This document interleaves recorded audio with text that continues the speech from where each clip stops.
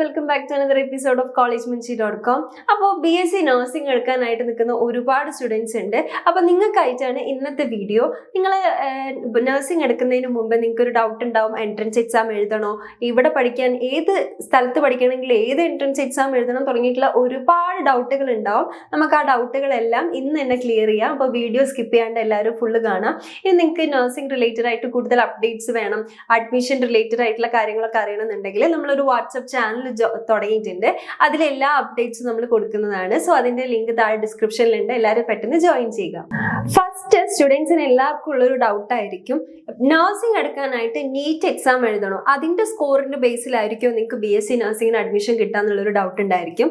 എന്നാൽ നീറ്റ് നമ്മൾ എഴുതേണ്ടത് BSc നഴ്സിംഗ് നിങ്ങൾക്ക് സെൻട്രൽ ഗവൺമെന്റ് അണ്ടറിൽ വരുന്ന യൂണിവേഴ്സിറ്റീസിലോ അല്ലെങ്കിൽ മിലിറ്ററി നഴ്സിംഗ് ചെയ്യാനോ ആഗ്രഹമുള്ള സ്റ്റുഡൻസ് ആണെങ്കിൽ നിങ്ങൾ ചെയ്യേണ്ട ഒരു കാര്യമാണ് നീറ്റിന് എന്തായാലും അറ്റൻഡ് ചെയ്യുക. ആ സ്കോറിന്റെ ബേസിലായിരിക്കും നിങ്ങൾക്ക് BSc നഴ്സിംഗിന് സെൻട്രൽ യൂണിവേഴ്സിറ്റീസിന്റെ അണ്ടറിലുള്ള കോളേജസിലും മിലിറ്ററി നഴ്സിംഗും ചെയ്യാനായിട്ട് പറ്റുക. ബാക്കി കോളേജസിലോ അല്ലെങ്കിൽ ബാക്കിയുള്ള സ്റ്റേറ്റിൽ പഠിക്കാനോ നിങ്ങൾക്ക് എന്തിൻ്റെ ആവശ്യമില്ല, നീറ്റിന്റെ ആവശ്യം വരുന്നില്ല. സോ നീറ്റ് എന്ന് പറയുന്നത് നിങ്ങൾ ഈ ഒരു സെൻട്രൽ ഗവൺമെന്റ് അല്ലെങ്കിൽ മിലിറ്ററി നഴ്സിംഗ് പഠിക്കാനായിട്ട് മാത്രമാണ് എഴുതേണ്ടുള്ളൂ. അല്ലാന്നുണ്ടെങ്കിൽ നിങ്ങൾ നീറ്റ് അറ്റൻഡ് ചെയ്യേണ്ട ആവശ്യമില്ല. അതേപോലെ തന്നെ ചില വലിയ വലിയ യൂണിവേഴ്സിറ്റീസിൽ അവരുടേതായിട്ടുള്ള എൻട്രൻസ് എക്സാംസും കാര്യങ്ങളും ഉണ്ടായിരിക്കും. ഇപ്പൊ നമ്മൾ പറയുകയാണെങ്കിൽ ജവഹർലാൽ ഇൻസ്റ്റിറ്റ്യൂട്ട്, അതേപോലെ തന്നെ all India institute of medical science, ഇവർക്കൊക്കെ സ്വന്തമായിട്ടുള്ള എൻട്രൻസ് എക്സാംസ് ഉണ്ട്. ഇപ്പോൾ all India institute of medical സയൻസിലാണെങ്കിൽ എയിംസ് എൻട്രൻസ് എക്സാം എഴുതിയാൽ മാത്രമാണ് നമുക്ക് അവിടെ അതിന്റെ സ്കോറിന്റെ ബേസിൽ നഴ്സിംഗിന് സീറ്റ് കിട്ടുള്ളൂ.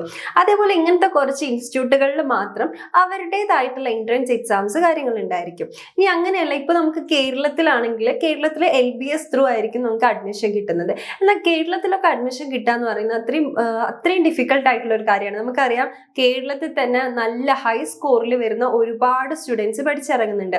അപ്പോൾ ഇത്രയും കുട്ടികൾക്ക് പഠിക്കാനുള്ള സീറ്റ്സ് നമ്മുടെ കേരളത്തിൽ അവൈലബിൾ അല്ല. ഭയങ്കര കുറവ് സീറ്റ്സ് ആണ് നഴ്സിംഗിന് കേരളത്തിലുള്ളത്. അതുകൊണ്ട് നമ്മുടെ കേരളത്തിൽ നിന്നുള്ള സ്റ്റുഡൻസ് അധികം പേരും ചെയ്യാറ് കർണാടക, തമിഴ്നാട് പോലുള്ള സ്റ്റേറ്റ്സിൽ പോയിട്ട് നഴ്സിംഗിന് അഡ്മിഷൻ എടുക്കുന്നതാണ്.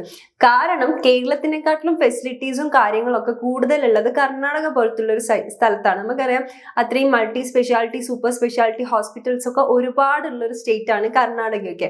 അപ്പൊ അവിടെ ഇത്രയും ഹോസ്പിറ്റൽ ഫെസിലിറ്റീസ്, ക്ലിനിക്കൽ എക്സ്പോഷർ കാര്യങ്ങളൊക്കെ തന്നുകൊണ്ട് ഒരു റിയൽ വേൾഡ് എക്സ്പീരിയൻസ് പ്രൊവൈഡ് ചെയ്തുകൊണ്ട് തന്നെ നമുക്ക് നഴ്സിംഗ് പഠിക്കാൻ പറ്റുന്ന ഒരു സ്റ്റേറ്റ് ആണ് കർണാടക. എന്നാൽ നമുക്ക് ചാടി കയറി ഇപ്പൊ കർണാടകയിലൊന്നും പോയി അഡ്മിഷൻ എടുക്കാൻ പറ്റില്ല. കാരണം നഴ്സിംഗ് കൗൺസിലിന്റെ, ഇന്ത്യൻ നഴ്സിംഗ് കൗൺസിലിന്റെ ഒരു റൂള് വന്നു. ആ റൂളിൽ പറയുന്നത് എന്താന്ന് വെച്ചിട്ടുണ്ടെങ്കിൽ അതാത് സ്റ്റേറ്റിൽ നമുക്ക് അഡ്മിഷൻ എടുക്കണം എന്നുണ്ടെങ്കിൽ അവരുടെ കോമൺ എൻട്രൻസ് ടെസ്റ്റ് എക്സാം പാസ്സായി അതിന്റെ സ്കോറിന്റെ ബേസിലായിരിക്കും നമുക്ക് അഡ്മിഷൻ എടുക്കാൻ പറ്റുള്ളൂ. ഇപ്പൊ കേരളത്തിൽ നിന്നുള്ള സ്റ്റുഡന്റ് ആണെന്നുണ്ടെങ്കിൽ നമുക്ക് കർണാടകയിൽ പോയി അഡ്മിഷൻ എടുക്കണമെങ്കിൽ അവരുടെ കോമൺ എൻട്രൻസ് ടെസ്റ്റ് പാസ്സായിട്ട് ആ ഒരു സ്കോറിന്റെ അടിസ്ഥാനത്തിലായിരിക്കും നമുക്ക് അഡ്മിഷൻ എടുക്കാൻ പറ്റുക.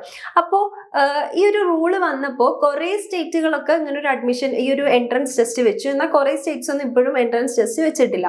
എന്നാൽ കർണാടകയിൽ ഓൾറെഡി എക്സിസ്റ്റിംഗ് ആയിട്ടുണ്ടായിരുന്ന ഒരു കോമൺ എൻട്രൻസ് ടെസ്റ്റ് ആണ് KCET എന്ന് പറയുന്നത്. അപ്പോൾ ഈ ഒരു KCETയിൽ ഇവര് നഴ്സിംഗ്, BSc നഴ്സിംഗ് കൂടി ഇൻക്ലൂഡഡ് ആക്കി. അപ്പൊ നമുക്ക് കർണാടകയിൽ പോയിട്ട് അഡ്മിഷൻ എടുക്കണം എന്നുണ്ടെങ്കിൽ KCET നിർബന്ധമായിട്ടും അറ്റൻഡ് ചെയ്യണം.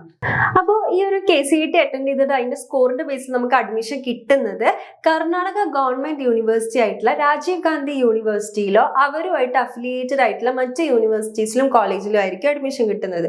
ഇനി അങ്ങനെ അല്ലാത്ത ഡീംഡ് യൂണിവേഴ്സിറ്റീസ്, പ്രൈവറ്റ് യൂണിവേഴ്സിറ്റീസ് ഒക്കെ ഒരുപാടുള്ള ഒരു സ്ഥലമാണ് കർണാടക എന്ന് പറയുന്നത്. അപ്പോൾ ഈ യൂണിവേഴ്സിറ്റീസിൽ നിങ്ങൾക്ക് അഡ്മിഷൻ എടുക്കണമെങ്കിൽ KCETന്റെ സ്കോർ ആവശ്യമില്ല.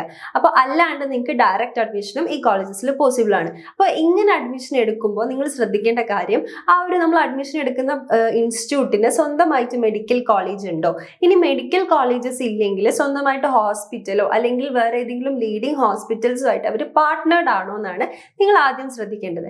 കാരണം എന്താണെന്ന് വെച്ചിട്ടുണ്ടെങ്കിൽ നമുക്കറിയാം നഴ്സിംഗ് എന്ന് പറയുന്നത് അത്രയും പ്രാക്ടിക്കൽ നോളജ് വേണ്ട ഒരു ഫീൽഡാണ്. അപ്പോൾ പ്രാക്ടിക്കൽ എക്സ്പോഷർ, അതേപോലെ തന്നെ റിയൽ വേൾഡ് എക്സ്പീരിയൻസ് കാര്യങ്ങളൊന്നും നമുക്ക് തരാൻ പറ്റിയിട്ടില്ല. ഒരു ഹോസ്പിറ്റൽ ഫെസിലിറ്റീസ് പ്രൊവൈഡ് ചെയ്യാൻ പറ്റാത്തൊരു ഇൻസ്റ്റിറ്റ്യൂട്ടിലാണ് നമ്മൾ പഠിക്കുന്നതെങ്കിൽ നഴ്സിംഗ് ആ ഒരു ഇൻസ്റ്റിറ്റ്യൂട്ടിൽ നിന്ന് പഠിച്ചിട്ട് നമുക്ക് സർട്ടിഫിക്കറ്റ് വാല്യൂ അല്ലെങ്കിൽ ബ്രാൻഡ് വാല്യൂ അല്ലെങ്കിൽ നമുക്ക് ജോബ് കിട്ടാനടക്കം ഭയങ്കര ബുദ്ധിമുട്ടുള്ളൊരു കാര്യമായിരിക്കും. അപ്പോൾ ഓരോ സ്റ്റേറ്റിലും പോയിട്ട് നമ്മൾ നഴ്സിംഗിന് അഡ്മിഷൻ എടുക്കണം എന്നുണ്ടെങ്കിൽ ആ state level common entrance test നമ്മൾ പാസ്സായിരിക്കണം. അപ്പോൾ ഈ ഒരു എൻട്രൻസ് എക്സാംസിനൊക്കെ നമുക്ക് അപ്ലൈ ചെയ്യണം എന്നുണ്ടെങ്കിൽ എലിജിബിലിറ്റി എന്ന് പറയുന്നത് ഫിസിക്സ്, കെമിസ്ട്രി, ബയോളജി ഈ 3 സബ്ജക്ട്സ് നിങ്ങൾ +2 എന്തായാലും പഠിച്ചിരിക്കണം.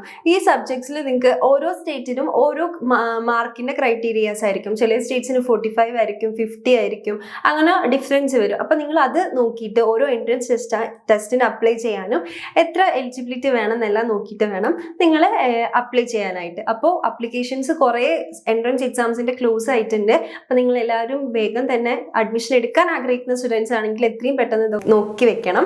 അപ്പം ഇനി നിങ്ങൾക്ക് നഴ്സിംഗ് റിലേറ്റഡ് ആയിട്ടുള്ള വേറെ എന്തെങ്കിലും ഡൗട്ട്സ് കാര്യങ്ങളുണ്ടെങ്കിൽ നമ്മളെ ഡയറക്റ്റ് ആയിട്ട് കോൺടാക്ട് ചെയ്യാം. ഫ്രീ കരിയർ ഗൈഡൻസ് ഞങ്ങൾ പ്രൊവൈഡ് ചെയ്യും. ഇനി നിങ്ങൾക്ക് ഡയറക്റ്റ് അഡ്മിഷൻ, നഴ്സിംഗിന് ഡയറക്റ്റ് അഡ്മിഷൻ എടുക്കണം, കോളേജസ്, ബെറ്റർ കോളേജസ് ഏതൊക്കെയാണ്, ഈ പറഞ്ഞ ഫെസിലിറ്റീസ് ഒക്കെ പ്രൊവൈഡ് ചെയ്യുന്ന കോളേജസ് ഏതാണെന്ന് അറിയണമെന്നുണ്ടെങ്കിലും ഞങ്ങളെ കോൺടാക്ട് ചെയ്യാം. ആൻഡ് നിങ്ങൾക്ക് ഇനി അഡ്മിഷൻ റിലേറ്റഡ് അപ്ഡേറ്റ്സ് കാര്യങ്ങൾ വേണമെങ്കിൽ താഴെ കാണുന്ന വാട്സ്ആപ്പ് ചാനലിൽ ജോയിൻ ചെയ്താൽ മതി.